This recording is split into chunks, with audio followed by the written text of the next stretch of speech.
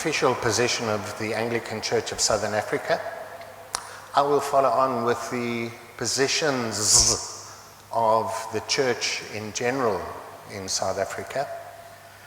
And then Maulana Ismail is going to tell us a little bit about what life is like in Gaza. We will then have a couple of questions and then go to the screening of a slightly shortened version of Born in Gaza, a movie that is quite eye-opening. And so let me open the events with a bit of prayer.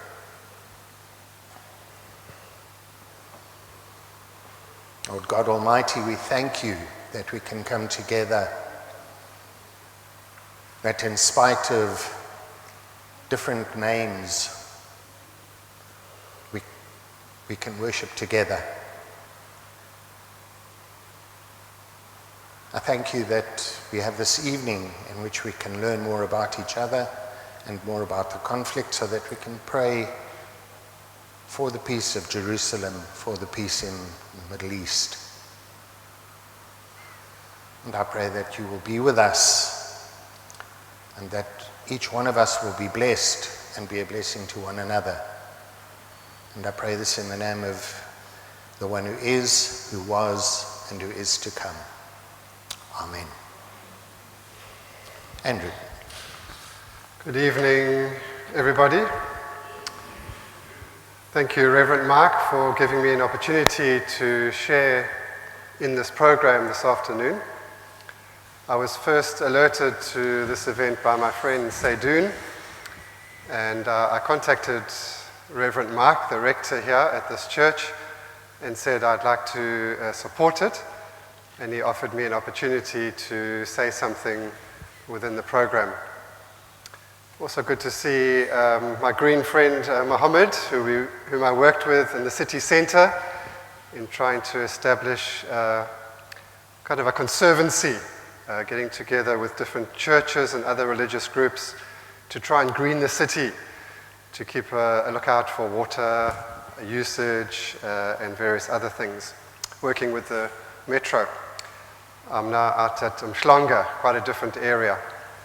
Also one of our retired clergy, Reverend Ian Blythe, good to see you, and everybody else.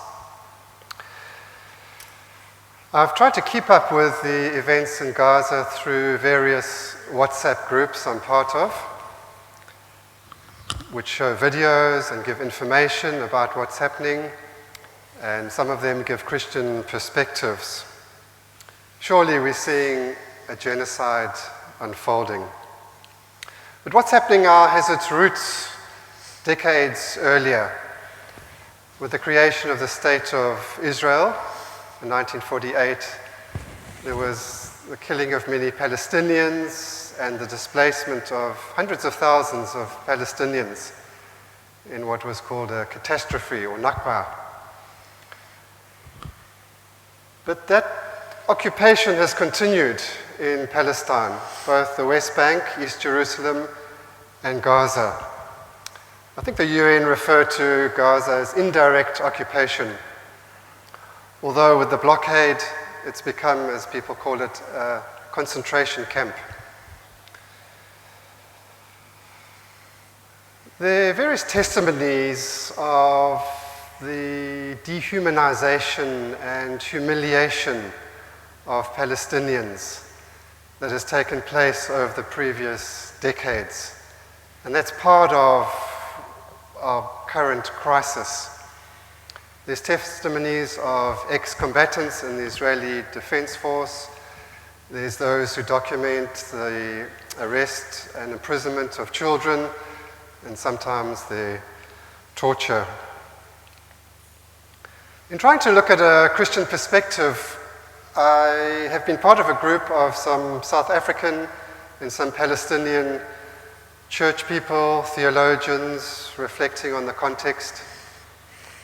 And we put out a statement about 10 days ago through Kairos Palestine and Kairos Southern Africa, And this week there was another statement produced by Palestinian Christians, which I want to read from.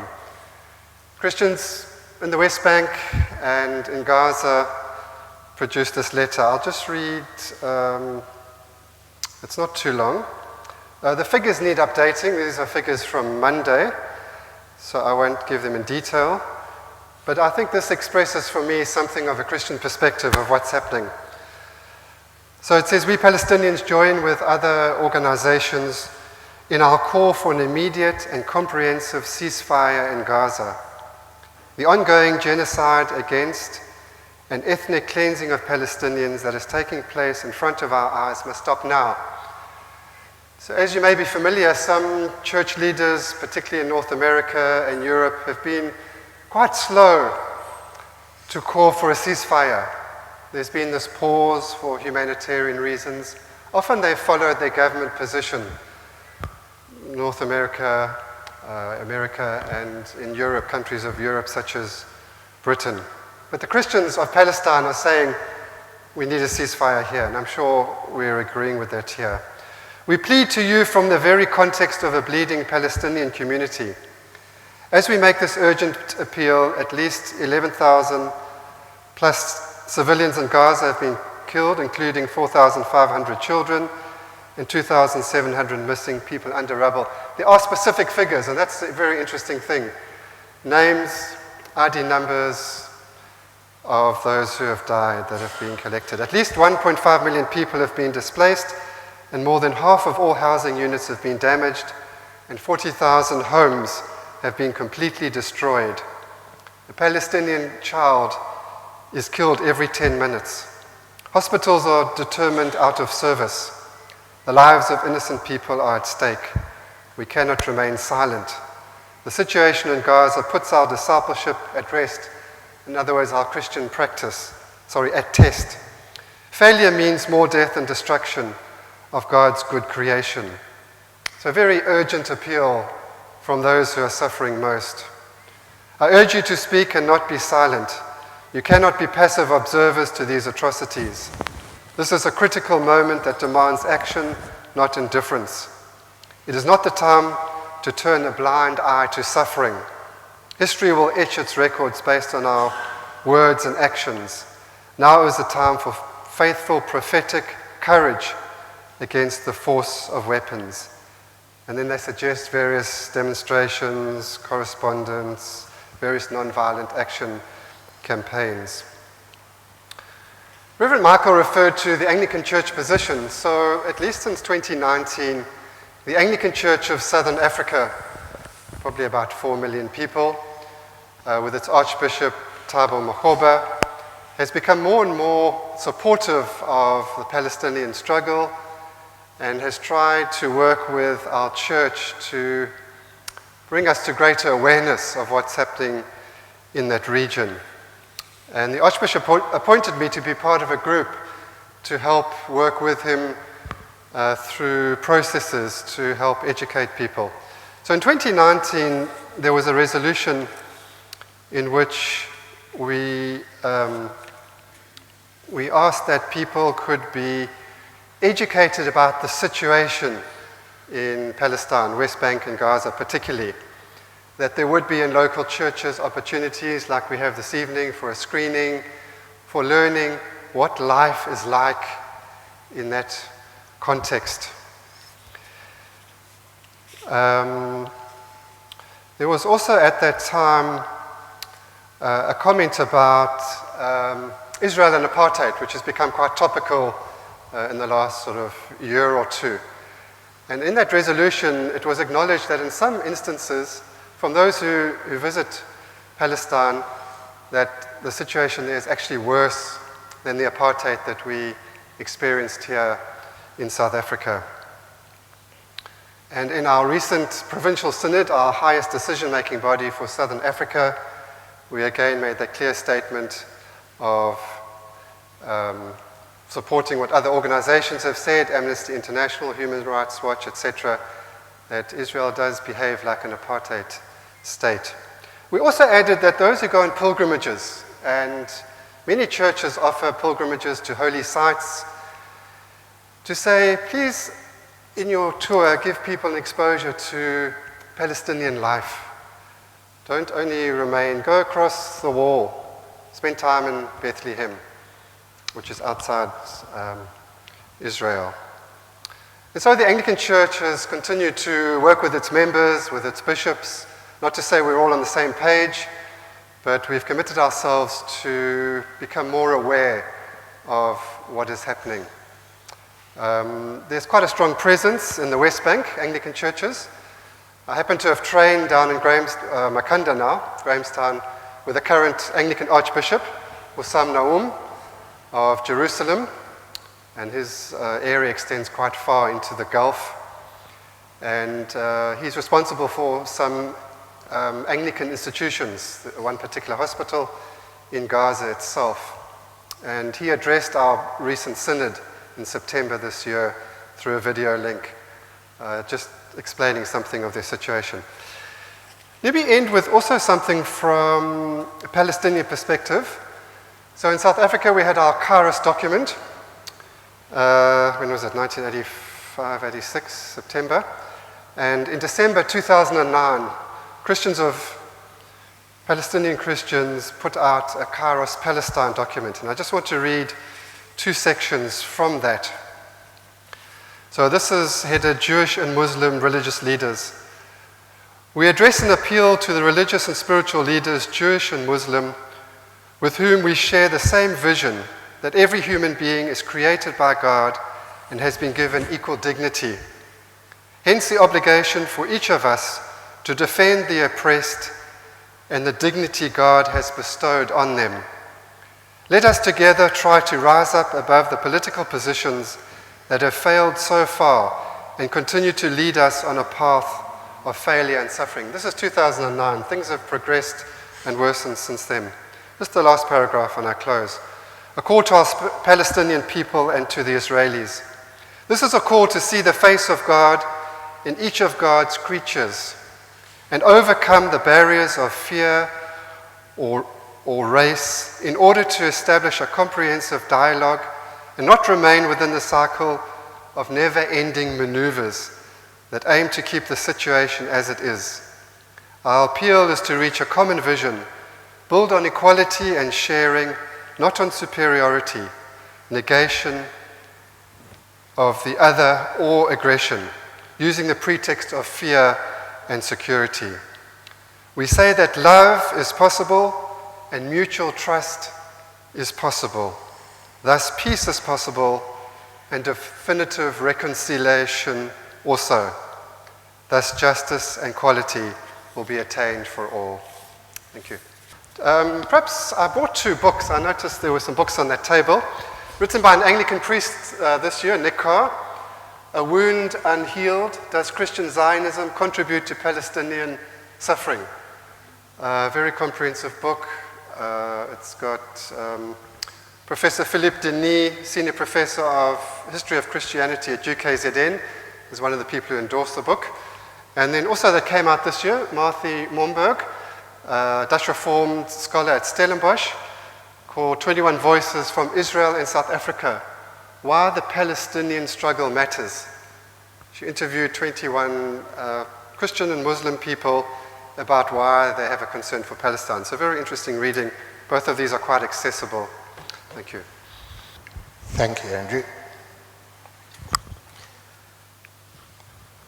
Thich Nhat Hanh said, and I'm not going to quote directly, I'll put the quote up in a short while. He said, we cannot choose sides in conflict. For if we choose sides, there will never be peace. However, if we choose to understand both sides, then there can be peace.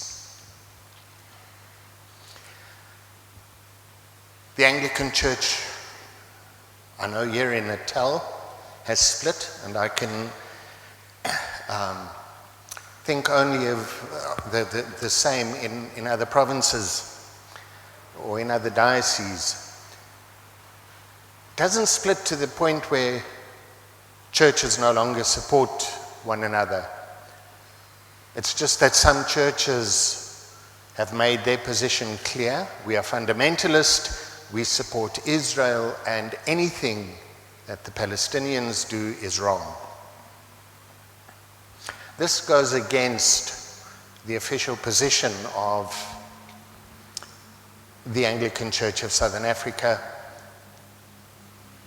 And I know that it is not just the fundamentalist Anglicans that have that belief, but there are fundamentalist Christians in all denominations that share the same belief and are pro-Israel, very much the Zionists that Andrew was talking about. They have chosen sides. There will not be peace. We as Christians, we as people who serve God, and now I'm including the Muslims and any other religion that may be interested, the Jews included, we who serve God should look for common ground and see how each side, how both sides can be supported. As a Zionist, I would only be looking at the wrongs that the Palestinians did or do to my country. As someone who is pro-Palestine, I might look at what Israel is doing to Palestine, to Gaza. But we need to understand that both sides are wrong and both sides are right. In Gaza, there are Christians, there are Muslims, and there are Jews. So to say that Israel is bombing the Muslims only, or the Arabs only in Gaza is wrong, because Israel is firing on their own people too.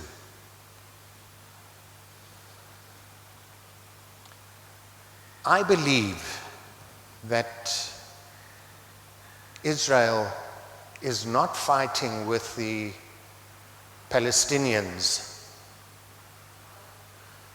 the general public in Gaza. I believe that they are actually targeting Hamas. I saw a video that talks about the translations, Hamas being victory, am I right? Or power in Arabic, and in Hebrew it means evil, evil one. Hamas was voted in by the Palestinians 2008, and today Hamas doesn't have much support from the general population as far as I understand. However, they have got the leadership and they are holding on to it. And that, I believe, is where the problem comes from, where the problem stems from. If we are going to choose sides, we should pray that Hamas have their hearts softened, that God will turn their hearts of stone into hearts of flesh, that they will look and see the damage that they are bringing about, that the war between Israel and Palestine might cease. I pray too that the borders that are man-made will become less strict. Just again, speaking for Israel, Israel has tried to open doorways for Palestinians to get out of Gaza, both to the north and to the south. Hamas is preventing that. Israel has been sending humanitarian aid for years to the Palestinians,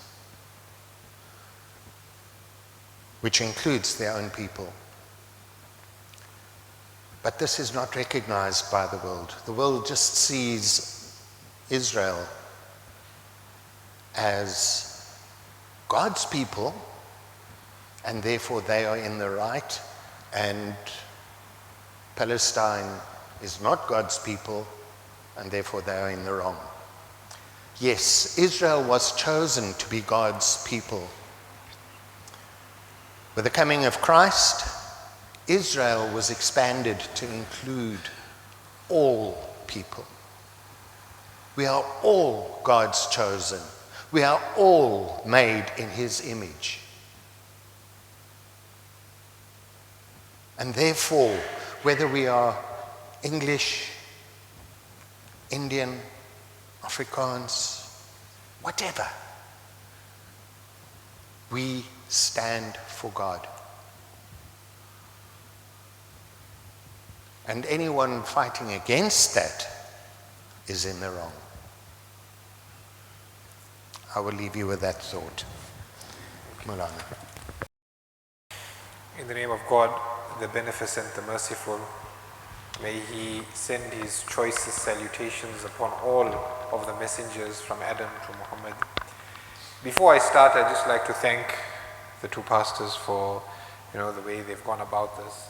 And especially Pastor Mike, I think the way you handled that situation, a professional tightrope walker would be proud of you, right? So it was well handled. But there's a few things that I want to say from an Islamic perspective, and I'm here to, as the pastor shared the Anglican perspective, what I hope to be the Islamic perspective on what we see unfolding in Gaza. Secondly, I'd like to state that I'm sharing a perspective that may differ from many of you in the audience, and when that happens, at times there may be some emotion stirred, but I assure you I'm not here to hurt anyone's feelings, I'm not here to insult anyone, I'm simply here to share with you the way I see things. Now, as I was contemplating how do I put you guys into the shoes of a Muslim and the Muslim perspective on this, I thought perhaps the best place to start would be a place that many of you might find strange. And that is on the 23rd of February 2003, when the United States Secretary of State Colin Powell, he addressed the United Nations and he gave a presentation and he showed hard evidence and he even held up a vial which he said could possibly contain anthrax, and he proved beyond doubt that Iraq had weapons of mass destruction, so to say. Or I'd like to take you from there 13 years earlier, when a 15-year-old girl by the name of Naira, in front of the United States Human Rights Commission, testified that she saw with her own eyes Iraqi soldiers taking babies out of incubators and shooting them. How horrific is that, with her own eyes? Or maybe in 2011, when Susan Rice from the United States said that Libya was using a rape as a weapon against those who oppose the regime in the Libyan civil war. Now, do you know what all of these three things have in common? Number one, they came from credible sources. They came from the media. They came based on, so to say, hard evidence. Number two, they were used to justify the invasion of foreign countries and in many cases the genocide of hundreds of thousands of people. But number three, and most importantly, ladies and gentlemen, these three testimonies were all false. In some cases, 2 years later, the people who said them said, oops, we made a mistake, let's forget it and move on. But those hundreds of thousands of people who lost family members, who saw their country being destroyed, they can't forget it. That sort of atrocity propaganda will live in their mind for the rest of their lives. And so when I want to explain to you the Islamic stance on Gaza, atrocity propaganda is so relevant because, number one, this is just my estimation, I don't think any faith group has been subject to such blatant propaganda against it as the Muslims. And number two, I don't think any war in the last few decades, or let's call it genocide in the last few decades, has been supported by so much of propaganda as the genocide we are seeing in Gaza today. So I'd like to move on by stating two things about the religion of Islam. Number one, in Islam, there's no such thing as I have to kill every single non-Muslim. That's absolute nonsense that doesn't exist within Islam. In Islam, every single life is valuable. The Quran says, "Man qatala nafsan bighayri nafsin aw fasadin fil ard, faka'annama qatala an-nasa jami'a."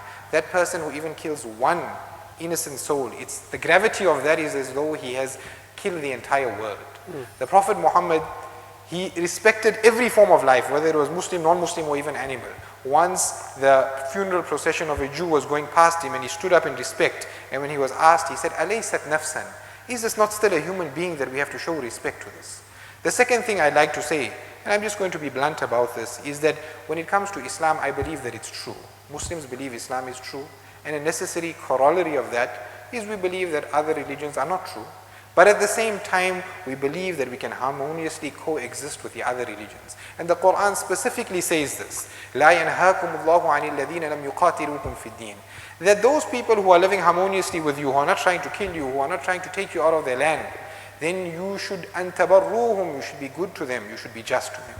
So I want to obviously open up on that note, and now I want to move more into the Islamic mindset and perspective. So for you to understand the Muslim's viewpoint on Gaza, you have to understand how a Muslim thinks, what a Muslim believes. A Muslim is someone who believes that he is submitting his will to God by accepting all of the prophets, from Adam to Muhammad, including Jesus, believing Jesus is the Messiah, believing in all of the revelations to the past prophets, believing that the Bible we see today contains some of those revelations, and that is why I will not take the Bible and put it on the floor.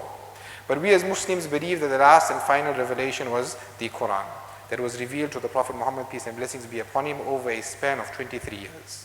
And many Muslims will be surprised to hear this, that when I read the Quran, it tells me about the entire pre-modern history of Palestine. The Quran tells me about how Abraham moved and migrated to Palestine. It teaches me about Isaac. It teaches me about Jacob, who was also called Israel. It teaches me about his 12 children. It teaches me about the story of Joseph. It teaches me about how Moses took the children of Israel across the Red Sea and into the land which God had promised to them. Yes, in the Quran, God says that the children of Israel were at one stage in history the promised people. The Quran says, "Ya bani Israel اذكروا نعمتي التي أنعمت عليكم وأني فضلتكم على العالمين." O children of Israel, remember my bounties upon you and that I have selected you over the entire worlds in your era. But the Quran qualifies it and says, "أوفوا بعهدي أوفي بعهدكم." That you fulfill my covenant, and then I will fulfill my promise to you. And those who read the Bible will know in Exodus chapter 5 that God says that if you obey me fully and you fulfill my covenant, then over all other nations you will be my treasured people. And so this notion of the special people in the Islamic worldview and in my reading of the Bible is conditional upon fulfilling the commandments of God. The Quran tells us about the children of Israel, about Saul, about David, about Solomon. It teaches us about how when the Israelites fell into sin, Nebuchadnezzar was sent and he exiled them and he destroyed the temple. It refers to their return to the promised lands at the hands of Cyrus. It tells us about how Jesus was sent to the Israelites and some of them accepted him and some of them rejected him. It teaches us about how because of this rejection of Jesus, the Roman Empire was sent, which eventually destroyed the second temple and kicked the Jews out of Jerusalem. So that all of this is found in the Quran, and to understand the Muslim perspective, you have to understand what's in the Quran. The Quran teaches us that the Prophet Muhammad comes after that, and he is a light to the Gentiles, taking Islam, taking monotheism and the commands of God to the entire world. And Jerusalem and the land of Palestine is special to a Muslim because all of these great prophets lived there. And we believe in all of these prophets. We believe that they were Muslims and that they submitted their will to God. Together with this, the Prophet Muhammad made his night journey from Mecca to Jerusalem, where he led the prophets in prayer in Jerusalem. On top of this, as Muslims, we face the Kaaba when we pray. For 16 or 17 months at the time of the Prophet Muhammad, the Muslims would face Jerusalem until one day their direction of prayer was changed from Jerusalem to Mecca in a symbolic showing of prophethood being taken away from the Israelites and given to the entire world. And so as a Muslim, when I look at this, there is a theological aspect and there is a historical aspect. So now that I've sort of finished with the theological aspect, I want to move on to the historical aspect. Historically, less than 20 years after the Prophet Muhammad had passed on, the Caliph Umar took over the city of Jerusalem peacefully. There was no killings. Christians, Jews, and Muslims lived side by side. For 1,300 years, bar a century or so, bar a few decades, there was peace. No Christian churches were destroyed, no Jewish places of worship were destroyed, and that is why in the 1800s, when the Ottomans ruled, you will find that 10% of the population of Palestine was Christian and 3% was Jew. There was this ability to live harmoniously with one another. But what happened? What is it that changed? And again, this is only my perspective, and I'm hoping also it's the Islamic perspective. What changed was that a sect of Judaism arose, and we need to ask ourselves, if the Jews wanted to go back to this promised land and take it, why didn't they go? For almost 2,000 years since the Bar Kokhba revolt in 134, they never tried to militarily take over this land until the 1900s. Why is that so? And quickly, I just want to share a quote from the Babylonian Talmud where it says that God took a promise with the Israelites that they will not return back to the land until the Messiah comes. So that is why when the sect of Judaism known as Zionism arose, it was initially opposed by many, many Jews. And the movement of Zionism evolved. It started off as a secular movement, and it evolved to include many religiously extreme people who felt that the Jews deserved this land, even if it was at the expense of the genocide of the Palestinians. And so we find that when the Jews were persecuted in the 1800s in Russia and Europe, and the first Aliyah happened in 1882, the immigration to Palestine, Palestinians welcomed the Jews. They taught them how to farm.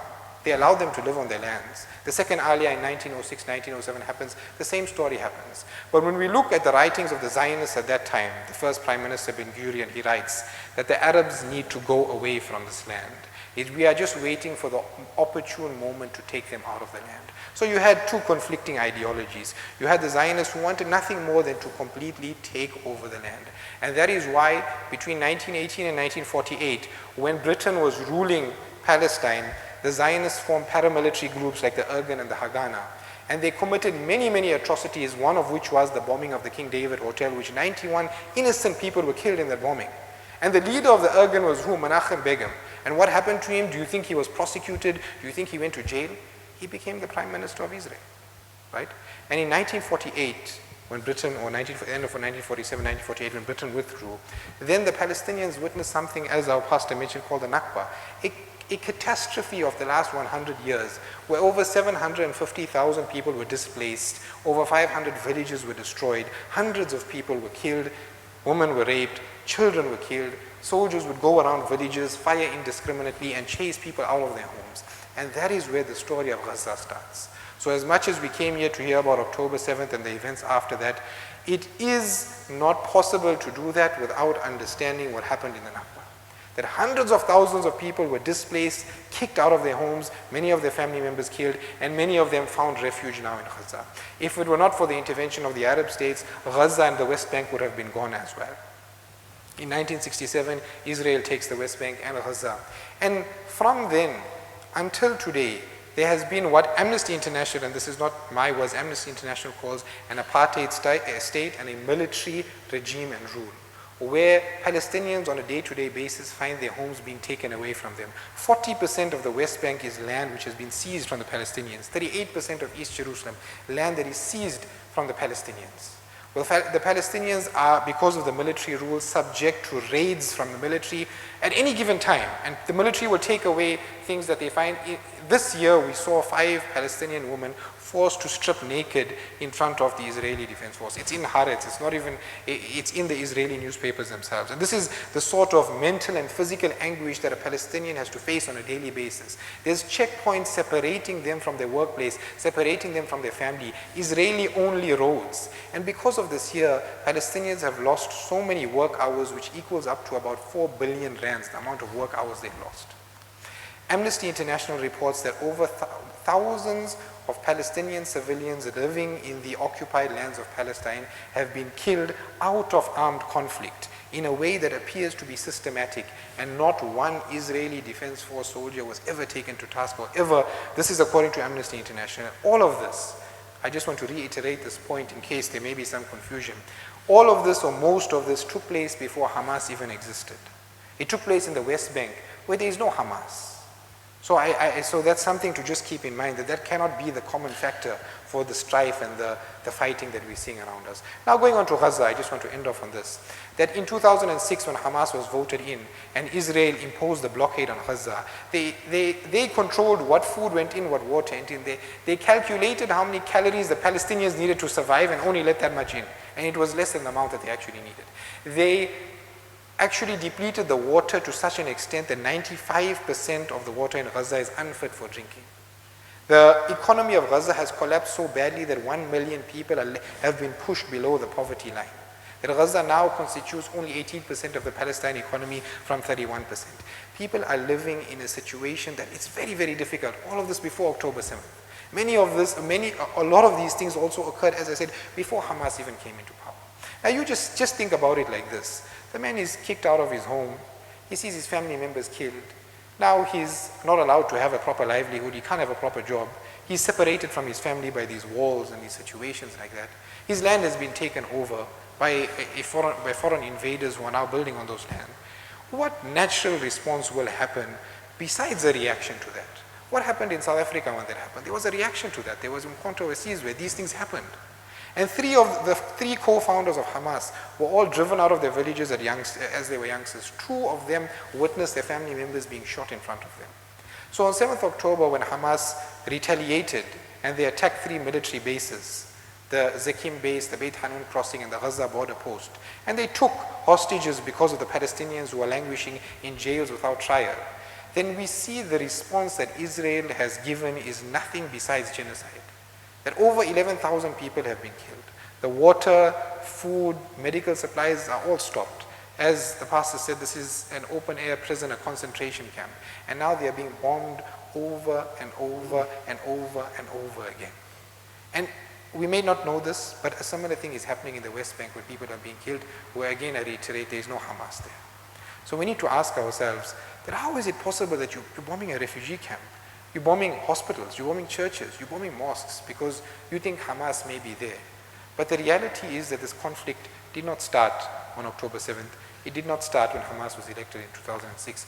Rather, it started in 1948 when the Israeli army ethnically cleansed 750,000 Palestinians and took them away from their home.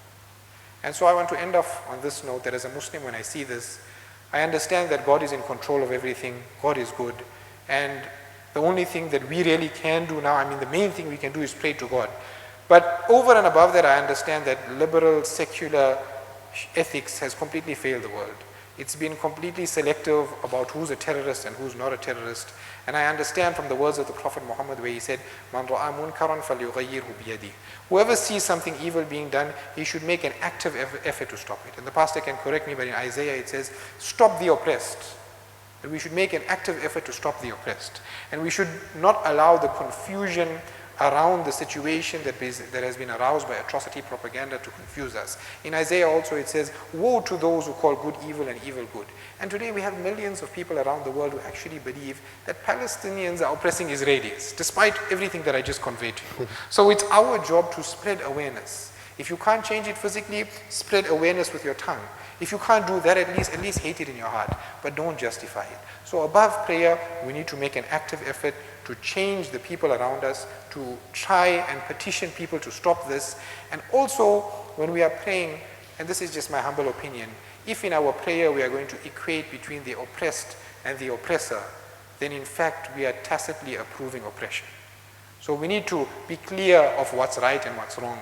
Not every conflict has 2 wrong parties. When there's a genocide, the genocider is wrong and the people being genocided cannot be faulted for that.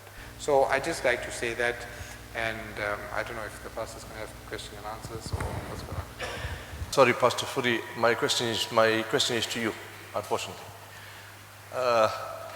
In 1948, there were 2 Israeli Jewish terrorist groups. One was called Haganah, one was called Irgun. They said that Irgun was more extreme than the Haganah. So you can put them as PLO and Hamas in your sense of understanding, but I hear from you. So the Haganah, the Irgun, was led by Menachem Begin, who committed the biggest and the first act of terrorism in Palestine. 90 to 91 plus British soldiers and Muslims and Jews. 2 Jews were killed as well. And he went on to become the founder and the president, the first prime minister, and I believe he was a terrorist, and Israel was founded on terrorism. So let's get going with that issue and how they started off with terrorism as their background before we start looking at anyone else who we're labeling as terrorist. Just my comment, you don't have to answer, sir. I also have a question for the pastor, and I'd like your opinion. In this world of technology, if I get lost and I'm looking to come to the church, right? I'll put my GPS navigation in, and no matter where I am, it'll be able to pinpoint me exactly from where I am to get to the church. Knowing that Israel and the United States of America has some of the latest technology, very much more superior than what I've got on my GPS on my phone. We've watched movies like James Bond, Mission Impossible, for the past 2 decades. So we know what technology can do. And we know about spying and espionage that happens between countries. So if Hamas is this horrible terrorist organization, why is it that they can't use the technology that they have, the infrastructure that they have highly trained operatives? Why can't they go in and do assassinations the way they've done so many other times? Why do they have to go and carpet bomb an entire country? What do you have to say about it? Just a response to that question. Yes, we have got the technology. We can basically do everything that they do in Mission Impossible. But the US has got a crumbling economy. Russia has got a crumbling economy. China has got a crumbling economy. These are the big economies of the world. The best way to boost an economy, and this was said by leaders throughout the decades, throughout the centuries, the best way to boost an economy is to start a war. So maybe that is the reason. Now, since this war started, I've been following up. I found out that those people, they call them Hamas, they came to say, for this war to be finished, they want their people. They say there's a people that was talking, is in jail there. I don't know if I'm using the right word. According to the Hamas, they say they kidnapped those people, 200 some change people, because they want their people that was talking, that is in Israel jail. So meaning, why there is no platform of doing what Hamas says, then we see if those 200 is going to be returned. Then will be a solution of this thing. Maybe according to you, the knowledge that you got about what I'm talking about, maybe you can clear me up from that section, because why? Hamas is clean for to say they took those people because they want their people. Why don't Israel bring their people and take their people? Then there will be no war. As believers in God, I believe our duty is to pray that evil be overcome and good will prevail. That's all I want to say, but we need to be sure that we are ourselves praying. I believe God is crying when he sees what is happening in that beloved country. Thank you. If the Anglican Church was called in to mediate or look for a possible solution, what's your stance on a one-state solution versus a two-state solution? I'm not going to give my opinion. I'm going to let you expose on that if I give my opinion. As an Anglican Church in Southern Africa, we haven't put forward a particular political solution, such as one state or two states. It seems like the two-state option is becoming less and less feasible, particularly as settlers have moved into the West Bank against international law. I mean, our South African experience is that, we managed to all live together. I notice the countries of the north and the west are still talking about two-state solution. That's been on the table for a long time. But as I say, I'm not aware of, through our resolutions or through what the Archbishop of Cape Town has said, that there's been a statement made. Certainly, there needs to be a negotiated political settlement as soon as possible in the region. And whatever that is, it needs to be worked out amongst the different role players. That's the only thing that will bring lasting peace, political agreement on land and governance, etc. I think that I'd like to make this the last one if possible. Interesting that in my Bible study group, of which I'm a member, it's not my group, it's a group, this very morning we were talking about our relationship with God. Now I know that the books which we use as the base for our understanding of God might be in part different. That if I read the Quran, and I was given one graciously by the next door neighbor to our property, there seems to me to be a kind of law within our faiths that says we have to love God with our whole heart, soul, mind, strength, if we want to add strength to it. And there is no difference in that understanding, because the words mean particularly that we should be trusting Him to sort out the issues that are going on at the moment. That's the first thing I want to say.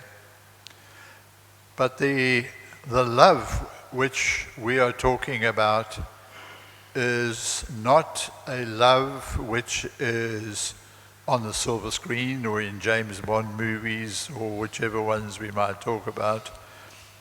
That love which we are talking about is where we want nothing else than the best for the neighbor that we have in our street.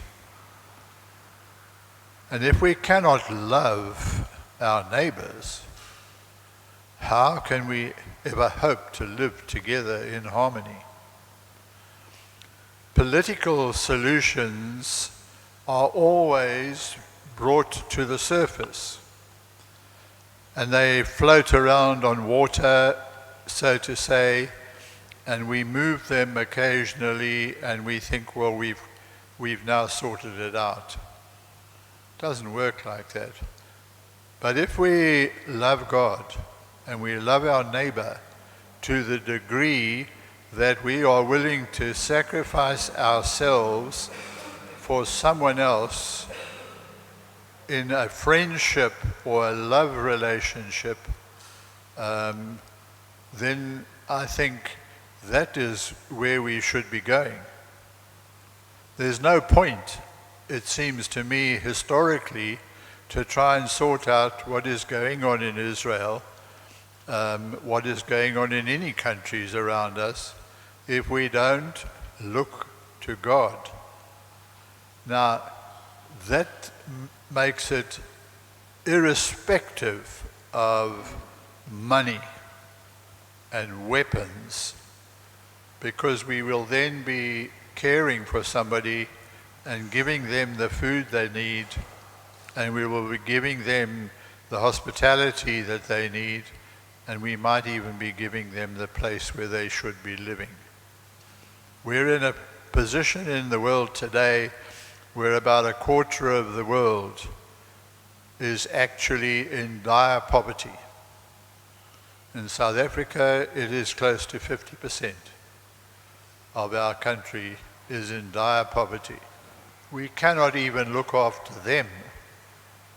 And the church is struggling, I know, here at St. Thomas, to try and meet the needs of the people who come to our gate. And if we say to somebody, I'm sorry, but I cannot feed you today, that should be as kind of a statement which we should be using in this kind of environment. I cannot see why a religious group like the Jews, the Muslims, the Christians cannot say to one another, I love you. And until we can get to that point, I think we will never resolve this issue. Because I can't go to my brother and say, if I can't go to my brother and say, I love you because you are my brother in faith, then how can I expect to live together in harmony? Give me a few moments while I set the video up and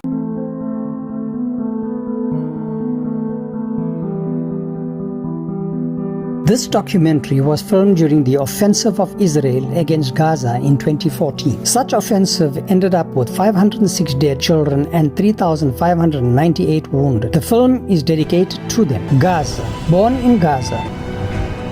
The situation is really complicated. We have a war every 2 years and we can't stand it. People close to us die pretty often. The sea is closed, tunnels are shut, and we can't bring neither food nor money. We can't do anything. I quit school to help my family. I collect plastics in the dumps, as well as debris. Eventually, sell them. I help the family with the money I get. It is too hot and I find it difficult to bathe since I am young. I pick up the plastics and debris. I am given 5 shekels at the end of the day for them. Sometimes we find bombs amongst these debris. We take them out with care in case they explode and hurt us. Hopefully we will be able to work in a better environment after the war. One day I found a megaphone. It was weird, but also a good thing. I found it in the bottom of the garbage. I sold it for 50 shekels, which is what I usually earn for 10 days of work. I took that money to my family. I was very lucky. 80% of Gazan population depends on humanitarian aid in order to survive. Unemployment has increased 4-fold in the past 2 decades to reach a 45%. Shijaiya neighborhood. My dad used to have a soft drink factory. We were once in the factory and people started to shout at us to run away. We got out and the factory was bombed immediately. I got scared and felt sorry. It was also our home. I went back to recover some stuff, but I could not find anything. Let's see if we can recover something valuable. My brother Muhammad loved me very much and took me with him all the time. He was 22. I saw how he died in the bombing. He was delivering beverages when he was hit. And I saw it myself. The largest piece of him left was this size. I have lots of bad dreams. I cannot sleep. I see my brother and my uncle. My dad's name is Yafar Khaydir, and he is a farmer. He grows cucumbers, tomatoes, peppers, and spinach. Our farm is not even 1 mile from the border with Israel. I am Mahmoud. When they come, they kill and destroy. This time it was the camel and the lambs. They destroy everything that they find in their way. Our farm has 75 acres. The diggers have destroyed our farm 11 times between 2001 and 2014. They devastated our land with their diggers for no reason. We are Pacific farmers. We have nowhere to live anymore. We do not even have drinking water, and we have no money to work the land again. We have been lucky this time because no one in our family nor in the neighborhood was killed. However, the previous time, one of our neighbors and a lot of people were murdered. We grow vegetables. We do not grow bombs, so they don't have any reason to come and bomb us. 24,000 families making a living from their farms have been forced to leave their lands and properties. About 42,000 acres of farmland were affected during the conflict. This is Al-Shifa Hospital, Gaza City. They said last Friday there was a ceasefire, but again missiles started to fall. We decided we needed to run away from home. When we were by the Umar ibn al-As mosque, a missile fell. We were reached by the grape shot. I was reached in my belly and my guts came out. I passed out. Before I arrived to the hospital, I don't remember anything. I woke up at the ICU and I was told I had been there for 2 days. After surgery, the doctor told me my heart had stopped beating twice.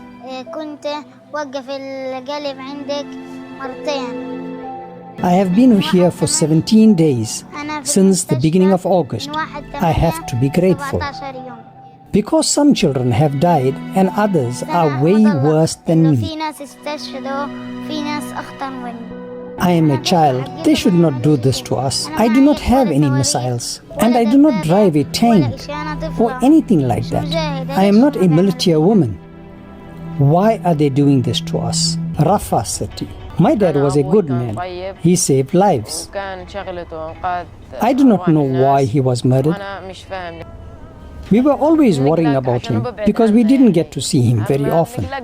He drove an ambulance. We could never think he could be bombed in the ambulance.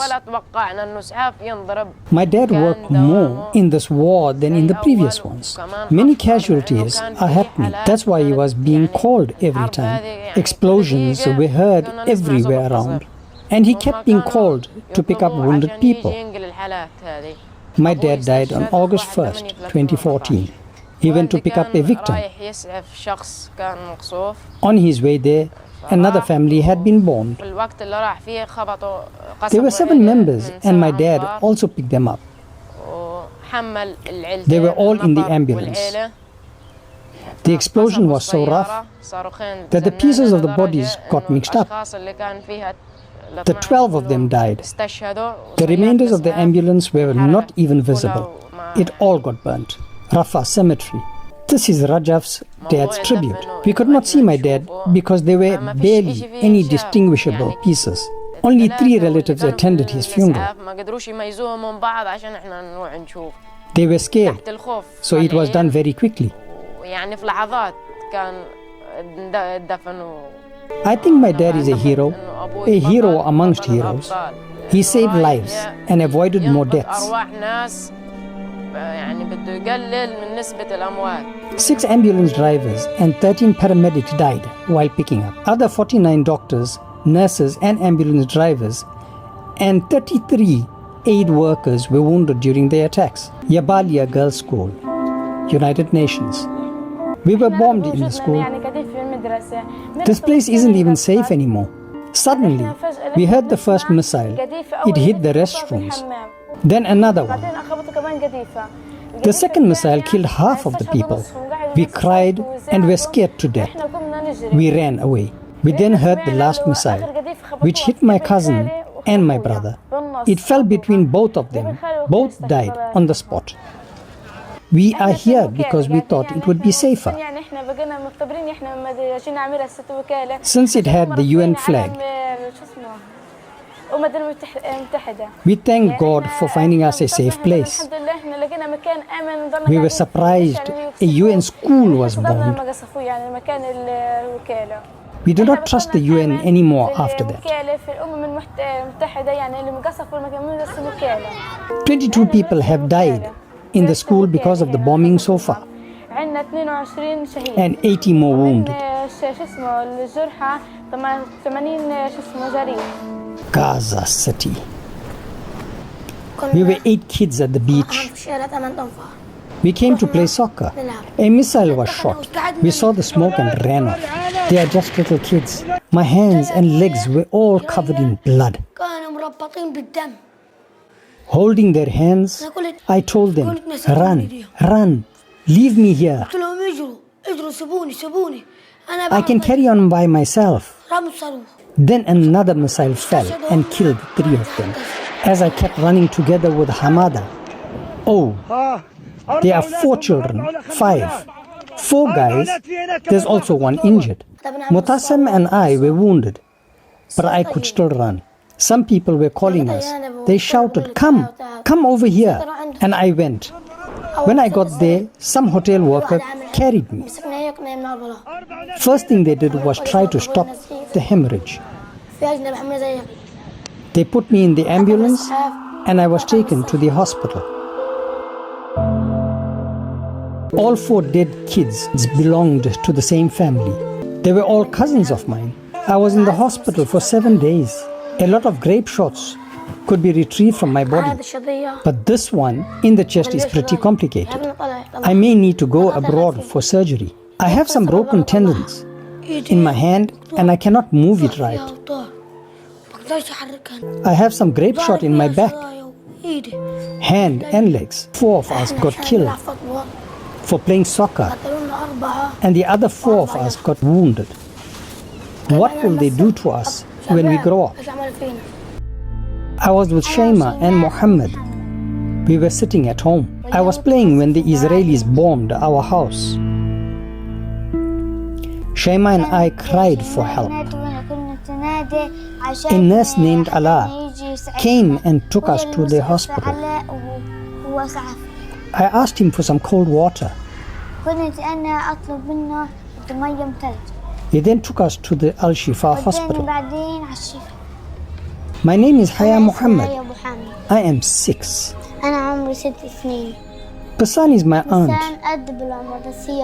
but we are the same age. They were home. She was playing when they were bombed. My aunt Basan cried, "I want some water, some cold water." An ambulance came and rescued them. They took my aunt Basan first, then my uncle Adham, and my grandparents, and then Shaima and Dana. Basan is sad because her mum and dad are dead. We now live together like sisters. We play all the time. I would like to be a doctor when I grow up. Basan would like to be an English teacher. She doesn't talk to us about what happened. After they ruin the land, we have to smooth it and fix it. We need to dig another well,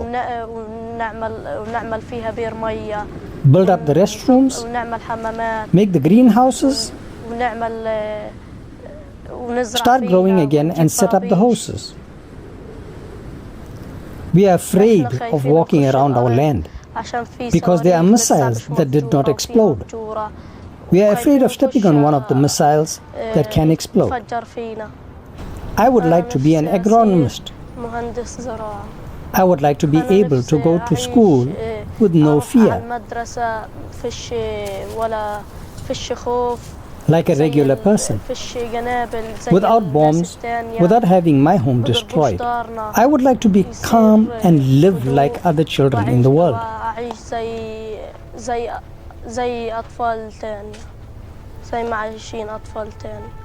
I often think about the situation and I never see an end. I am Rajaf. My dad was an ambulance driver. He had been driving an ambulance for 17 years. He used to collaborate with the Red Cross. He picked up the bodies by the tanks. That was his duty. I cannot find a reason why he was attacked. Are you asking me why they bombed an ambulance? Have you ever heard of any war where ambulances are attacked? My older brother was a very good student with high grades, but he will probably have to quit school. I cannot sleep. I often have bad dreams. I have weird feelings. I tell my mom every day, I want to die. A few days ago, I tried to jump from the balcony, but my sister held me. My dad is a fisherman, but the sea has been blocked. We are only allowed to fish 5 miles away from the shore, and there is barely any fish there. Sea, land, all is blocked. Everything. I am like any other child. This is not life for us. We do not even have food. I have to sell coffee and tea to make a living. In order to bring some money home, I have no friends left. I stay home. I don't even want to play. I would like to join the resistance and make justice for my cousins. I would like to be a fisherman when I grow up, just like my dad. I would like to be like any other kid in the world with no fear. I do not like to see those warships over there. Palestinian fishing boats can only go 6 miles from the shore. 3,600 fishermen families have been affected by the conflict. Yabalia Girls School, United Nations. We have been here for 35 days. We do not have breakfast, just one meal a day. I am Malak. We basically sleep on top of each other. We have no TV or fans. We have no privacy. We are not free to do anything. I would like to be a doctor. I have suffered a lot. I have to travel to Israel because I am sick, really sick. I have cancer. I would like to help sick children, like I have been helped.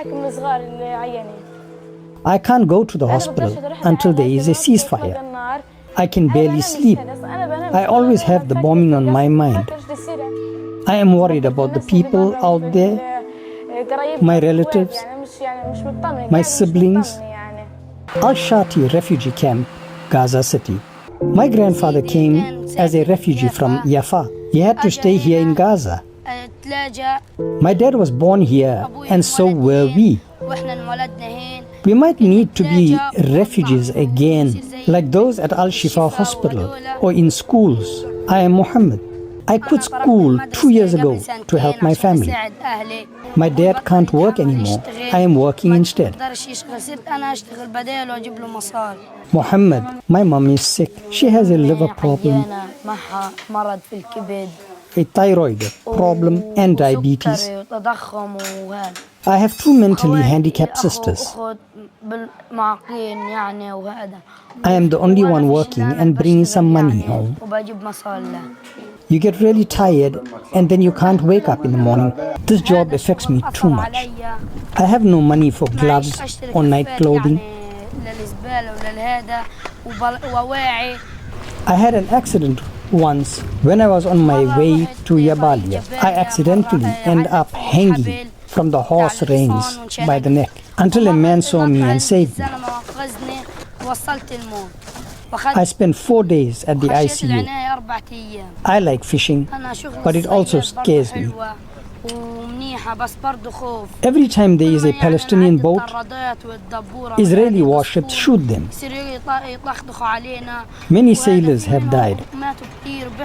They stop our boats and take our nets away. They kidnap and take us as hostages. Even so, the sea is a good place to work in. I would like to be a fisherman. I was born in the sea. I love the sea and the sea loves me. I would love to fish and always be by the sea. I would like to have my own boat when I grow up, so I could take my family fishing with me. 1,475 Palestinians died between July 7th and August 26, 2014. 70% of the dead children were younger than 12 years old. 3 months later, already 3 months have passed since the accident. No one is helping us. They write down our names, personal details, phone numbers, and they promise and promise. But they leave and forget about us. I used to play hide and seek and soccer here with my cousins every day. What the 4 of us who survive need is help. We need some sort of psychological treatment. We need to be taken abroad for help and forget what happened. We keep remembering everything. Mutassim is the most affected of us all. He is way worse than us. Sometimes he starts screaming all of a sudden. He sees his brother's spirit. He gets very tense and starts crying. No local psychologist has been able to help him. Please, take him away so he can be helped. Due to the psychological situations we have, They are not capable of going out on the sea. That is where the missile that killed Ismail fell. We all ran towards the beach. 2 more missiles reached us. The other 3 died over there, and we were wounded. The son finds more difficulties in communicating every day. Due to the post-traumatic stress disorder she suffers, over 400,000 children are in psychological need. Suffering has driven people crazy. We get scared just by hearing a slamming door. I am Uday. It has been 3 months since our house was bombed and nothing has happened. We cannot rebuild our home because we have no money and the Israelis don't allow to bring building material. We have lost 3 houses and the factory from where we made a living. But we will still always be afraid of another war to come and destroy it again. I am Muhammad. I earn 30 shekels a week. I love the sea. I was born by the sea. I would love to be in the sea all my life, swimming and living in it. Leave all problems behind and keep living my life in the sea. Gaza. Born in Gaza.